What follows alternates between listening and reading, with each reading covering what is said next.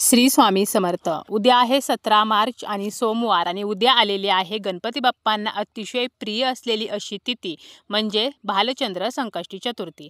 प्रत्येक संकष्टी चतुर्थीला विशेष असे महत्त्व असते आणि या दिवशी आपण गणपती बाप्पांची पूजा आराधना करत असतो। त्याचप्रमाणे आपण या दिवशी काही साधे सोपे उपाय जे आहेत तर ते सुद्धा करत असतो। भालचंद्र संकष्टी चतुर्थीच्या निमित्ताने आपल्याला गणपती बाप्पांना अतिशय प्रिय असलेल्या अशा दुर्वांचा एक उपाय करायचा आहे। खास करून आपल्या मुलांसाठी हा जो उपाय आहे तर तो करायचा आहे। 21 दुर्वांचा अतिशय प्रभावी असा हा उपाय आहे। हा उपाय आपण का करायचा, कधी करायचा आणि कसा करायचा याची संपूर्ण माहिती आपण या व्हिडिओमध्ये पाहणार आहोत। व्हिडिओला सुरुवात करण्याअगोदर तुम्ही जर चॅनलवरती नवीन असाल आणि पहिल्यांदाच माझे व्हिडिओ पाहत असाल तर चॅनलला सबस्क्राईब करा। व्हिडिओ माहितीपूर्ण वाटला, व्हिडिओतील माहिती आवडली तर व्हिडिओला लाईक करा। हिंदू धर्मशास्त्रानुसार कोणत्याही कार्याच्या सुरुवातीला गणपतीची पूजा केली जाते। विघ्नहर्ता गणपतीला दुर्वा ज्या आहेत तर त्या अतिशय प्रिय आहेत आणि अशा या दुर्वांचा उपाय आपण आपल्या मुलांसाठी करायचा आहे। मुलांच्या आयुष्यामध्ये ज्या काही अडचणी आहेत, समस्या आहेत, त्यांच्या आयुष्यामध्ये जी काही दुःखे आहेत, संकटे आहेत तर ती नष्ट व्हावीत म्हणून आपल्याला हा उपाय करायचा आहे। आता आपली जी मुले आहेत तर बऱ्याच वेळेला काय होतं, लहान मुले सतत किरकिरेपणा करतात, चिडचिडेपणा करतात किंवा हट्टीपणा करतात। काही केल्या ते कोणाचंच ऐकत नाहीत। त्याचप्रमाणे मोठी मुले जी आहेत शिक्षण घेत आहेत, परंतु शिक्षणामध्ये त्यांचं मन लागत नाही किंवा खूप अभ्यास करतात, परंतु परीक्षेमध्ये त्यांना वाचलेले जे आहे तर ते आठवत नाही। त्यांची स्मरणशक्ती जी आहे तर ती कमजोर झालेली असते। त्यामुळे आपल्या मुलांची स्मरणशक्ती सुधारावी, त्यांना शिक्षणामध्ये यश मिळावे, परीक्षेमध्ये हवे तसे मार्क्स मिळावेत, तर यासाठी सुद्धा आपण हा जो उपाय आहे तर तो करू शकतो। जर मुले नोकरी शोधत आहेत आणि त्यांना मनासारखी नोकरी मिळत नाही किंवा नोकरी आहे परंतु त्यामध्ये प्रमोशन नाही, तरी सुद्धा आपण हा जो उपाय आहे तर तो करू शकतो। तर असा हा जो 21 दुर्वांचा उपाय आहे तर तो मुलांसाठी आईने किंवा वडिलांनी करावा। त्याचप्रमाणे मुले स्वतःसुद्धा हा उपाय जो आहे तर तो करू शकतात। या दिवशी सकाळी लवकर उठायचं आहे, त्यानंतर स्नान करून स्वच्छ वस्त्र परिधान करायचे आहेत आणि यानंतर आपल्याला आपल्या घरातील गणपती बाप्पांची विधिवत पूजा करायची आहे।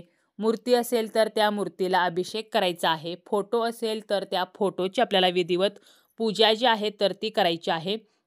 आणि हा उपाय जो आहे तर तो आपण घरी जरी केला तरी चालेल, मंदिरामध्ये जाऊन जरी केला तरी सुद्धा चालेल। मंदिरामध्ये जाणे शक्य असेल तर मंदिरामध्ये जाऊन हा उपाय करावा, कारण मंदिरामध्ये जे सकारात्मक वातावरण असते तर आपल्या घरातील सकारात्मकतेपेक्षा मंदिरामधील सकारात्मकता ही कधीही जास्त असते।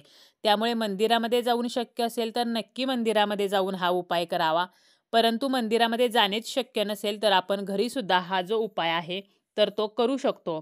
आता गणपती बाप्पांना दुर्वा ज्या आहेत तर त्या अतिशय प्रिय आहेत।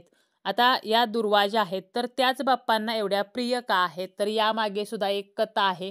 तर ही कथा आपण अगदी थोडक्यात पाहूया आणि यानंतर आपल्याला हा 21 दुर्वांचा उपाय कसा करायचा आहे तर हे सुद्धा आपण पाहणार आहोत। एका पौराणिक कथेनुसार एकेकाळी यमाच्या दरबारामध्ये तिलोत्तमा नावाच्या अप्सरेचे नृत्य सुरू होते। यमदेवाला ती अप्सरा खूप आवडली आणि त्याने मध्येच नृत्य थांबवून तिला आपल्या भावना बोलून दाखवल्या, परंतु मध्येच नृत्य थांबवल्यामुळे अप्सरेच्या क्रोधातून एक राक्षस निर्माण झाला। अनलासूर नावाचा हा राक्षस होता आणि त्याच्या डोळ्यातून अग्नीच्या ज्वाला भडकत होत्या। तिलोत्तमाचे नृत्य मध्येच थांबवल्यामुळे आता मी तुला खाऊन टाकीन, तर अशा त्याच्या बोलण्यावरून यम घाबरून पळून गेला। अनलासुराने तांडव करण्यास सुरुवात केली, त्याला समोर जे दिसेल तर ते तो खात सुटला। अशांना देव जे आहेत तर ते घाबरून विष्णूंना शरण गेले, परंतु अनलासूर तेथे सुद्धा पोहोचला आणि त्याला पाहिल्यावर विष्णूंनी गणपतीचे स्मरण केले। गणपती बालकरूपात प्रकट झाले आणि स्मरण करण्याचे कारण विचारले, तेव्हा अनलासुराने देवांचे जगणे कठीण केल्याचे त्यांना दिसून आले, परंतु गजानन आपल्या जागी उभे राहिले आणि अनलासूर जेव्हा गणपतीकडे वळला आणि त्यांना गिळण्यासाठी आपल्या पंजाने उचलू लागला, तेव्हा अनलासुराच्या हातातील बालगणेशाने प्रचंड रूप धारण केले। आभाळापर्यंत भिडलेले विराट रूप बघून अनलासुराला काही सुचले नाही आणि तोपर्यंत गणपती बाप्पांनी अनलासुराला सोंडेत पकडले आणि गिळून टाकले। अनलासुराला गिळल्यानंतर गणपतीच्या सर्व अंगाची आग होऊ लागली। गणपतीचा त्रास बघून समस्त देव, ऋषी, मुनी उपचार करू लागले, परंतु कशानेही काहीही उपयोग झाला नाही। शेवटी त्या ठिकाणी उपस्थित असलेल्या 88,000 ऋषीमुनींनी प्रत्येकी 21 दुर्वांची जुडी अशा दुर्वा गणेशाच्या मस्तकावर ठेवल्या आणि चमत्कार झाला. गणपतीच्या अंगाचा दाह शमला. तेव्हापासून गणपतीला दुर्वा ज्या आहेत तर त्या अतिशय प्रिय आहेत आणि गणेशाच्या पूजेमध्ये दुर्वांना अनन्यसाधारण महत्त्व आहे.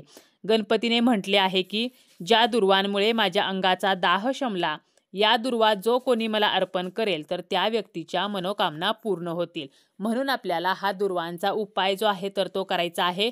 मंदिरामध्ये जाऊन केला तर गणपती बाप्पांच्या मूर्तीला सर्वप्रथम हळदी कुंकू व्हायचं आहे.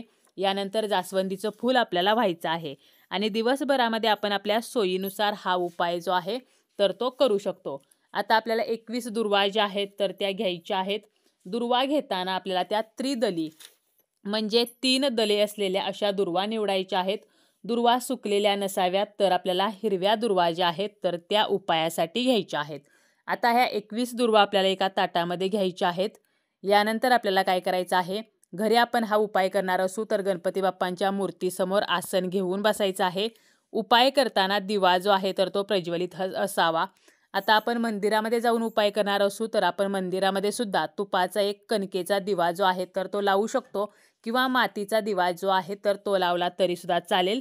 आणि यानंतर हा उपाय करायचा आहे. 21 ज्या दुर्वा आहेत तर त्यातील एक दुर्वा आपल्याला घ्यायची आहे आणि ती आपल्याला उजव्या हातामध्ये घ्यायची आहे. यानंतर गणपती स्तोत्र जे आहे तर ते म्हणायचं आहे आणि गणपती बाप्पांच्या चरणाजवळ आपल्याला ही दुर्वा जी आहे तर ती अर्पण करायची आहे किंवा आपण मस्तकावरती सुद्धा दुर्वा अर्पण करू शकतो. यानंतर दुसरी दुर्वा घ्यायची. यानंतर आपल्याला पुन्हा एकदा गणपती स्तोत्र म्हणायचं आणि बाप्पांना ही दुर्वा अर्पण करायची. दुर्वा अर्पण करताना दुर्वाचा देठ जो आहे तर तो बाप्पांकडे झाला पाहिजे अशा पद्धतीने आपल्याला त्या अर्पण करायच्या असतात.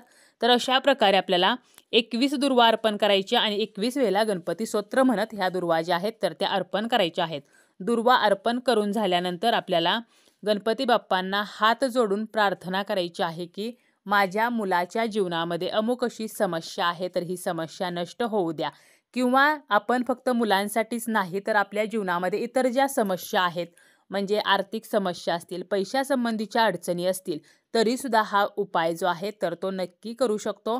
त्याचप्रमाणे काही मानसिक शारीरिक समस्या असतील, सततचे आजारपण असेल तरीसुद्धा 21 दुर्वांचा उपाय आपण करू शकतो. आपली जी काही समस्या आहे तर ती गणपती बाप्पांना आपल्याला सांगायची आहे आणि या समस्येतून आम्हाला बाहेर काढा, तुमच्या कृपेने ही समस्या नष्ट होऊ द्या. तर अशी प्रार्थना जी आहे तर ती सुद्धा आपल्याला करायची आहे. याचप्रमाणे आपण मंदिरामध्ये जेव्हा बाप्पांच्या दर्शनासाठी चतुर्थीच्या दिवशी जातो त्यावेळेला बाप्पांजवळून आपल्याला 5, 11, 21 तर अशा संख्येमध्ये दुर्वा ज्या आहेत तर त्या उचलायच्या आहेत आणि आपल्याला घरी घेऊन यायचं आहे आणि एका लाल किंवा पिवळ्या कपड्यामध्ये बांधून ते आपल्याला तिजोरीमध्ये ठेवायचे आहेत. ज्यामुळे धनासंबंधीच्या ज्या समस्या आहेत तर त्या नष्ट होत असतात. मंदिरामध्ये जाणे शक्य नसेल तर आपण घरी ज्या दुर्वा अर्पण करतो तर ह्या दुर्वा जरी आपण एका कपड्यामध्ये बांधून तिजोरीमध्ये ठेवल्या तरी सुद्धा चालेल. तर अशा प्रकारे आपण मंदिरामधून सुद्धा इतरांनी अर्पण केलेल्या ज्या दुर्वा आहेत तर त्या घरी आणू शकतो, ज्यामुळे आर्थिक समस्या नष्ट व्हायला मदत होत असते.